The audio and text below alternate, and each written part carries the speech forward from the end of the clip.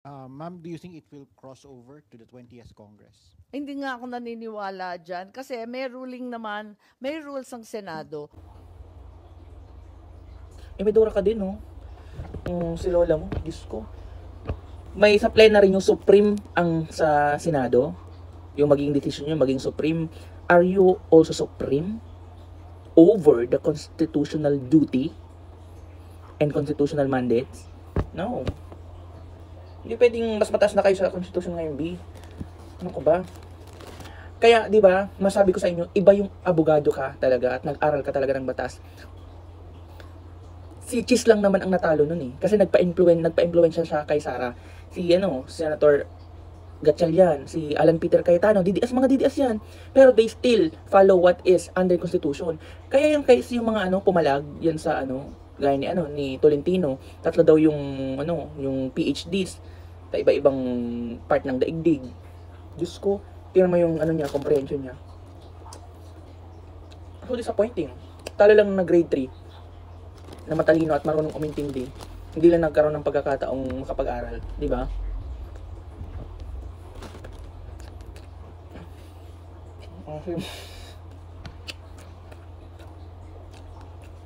Pero mahilig naman ako sa maasim, masarap siya. Usap-usap muna tayo tungkol sa impeachment. UP, UST, San Beda na school mismo ni Panginoon ng DDS na si Sara. Well, unfortunately, hindi naman siya nag-graduate doon. Siguro na-kick out yung lola mo. I don't know. Because hindi naman ako nag-search about sa kanya. I'm not so interested kung ano pa yung mga kasinungalingan under her name. What is important is what is she doing right now. Yun, di ba? Ano pa? Ateneo. Diyos ko, ang lalaking paaralan, B. Ang lalaking paaralan. Even the senior high school of San Beda. Actually, may content na ako dyan na underneath. Ano nyo na lang. Lahat tinasabi na ipagpatuloy ang impeachment. Ano naman? Alam naman natin na hindi makukonvict si Sara. The more important is you follow what is constitutional. What is being said by the Constitution, di ba? Na mag-proceed kayo sa trial para lang mailatag lahat ng ebidensya. Alam namin kayong tatlo, Bato, tinutong isa, si Amy Marcos, si Robin, pati si Gatchalian, si Tolentino, dami nyo na yan. Alam naman natin na hindi nyo iboboto na makonvict si Sara. Regardless kung kung magmukha kayong alipin, uto-uto ng Sara, it's so okay, di ba? Yan ang nyo. What's more important, na maipagtanggol nyo lang si Sara. And you are fighting for Duterte, na sa taong bayan na binabanggit nyo. Ang kapal ng mukha nyo. Tinuturo. Kain tayo.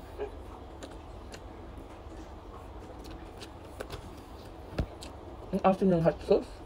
Sorry. Buntis pa naman ako. 3 years.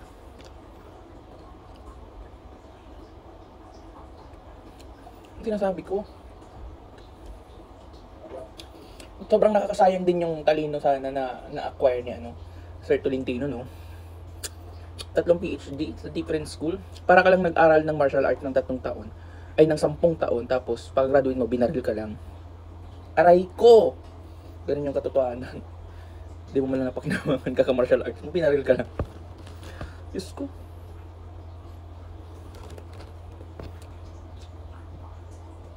Diba?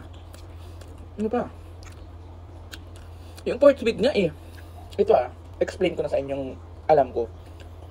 February 5, naibigay na sa Senado. Sabi ni Tito Soto, nakatiwangwang lang daw. Pero the mere fact na naibigay na doon sa Senado, ang bola na sa Senado niya, na bago matapos ang lahat-lahat, talagang naiwan na sa Senado. Nasa obligasyon na, nasa kustodiya na ng Senado yung impeachment na yon.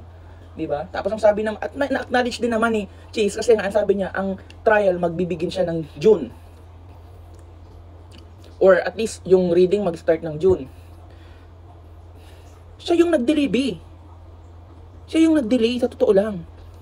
At wag niya ding sasabihin na dinelay-delay ng House of Representatives yung impeachment because nga marami nga yung time na yun, marami ding mga nakikinig o marami ding nagsasabi na may mag-aabot pa ng mga impeachment. So hinintay siya.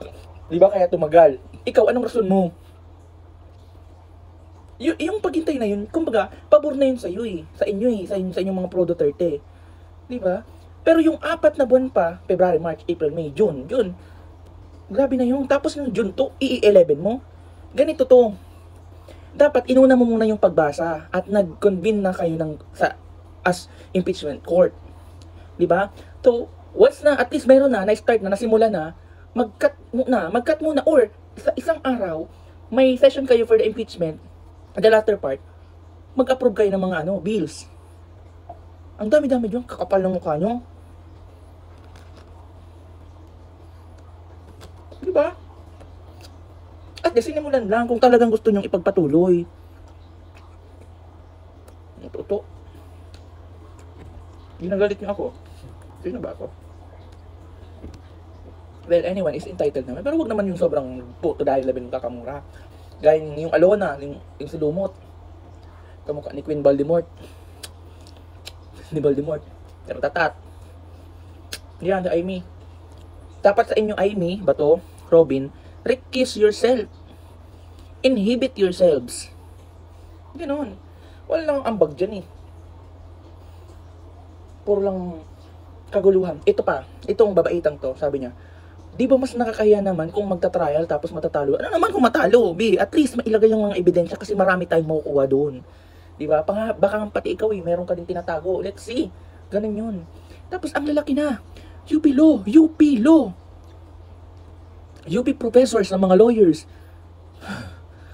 Diyos ko, ang tataas ng mga tao na nagsasabi na kailangan i-forthwith proceed. Nakakapitan kayo. High blood na ako eh. Buti na lang may minute burger. Endorser yan. Diba?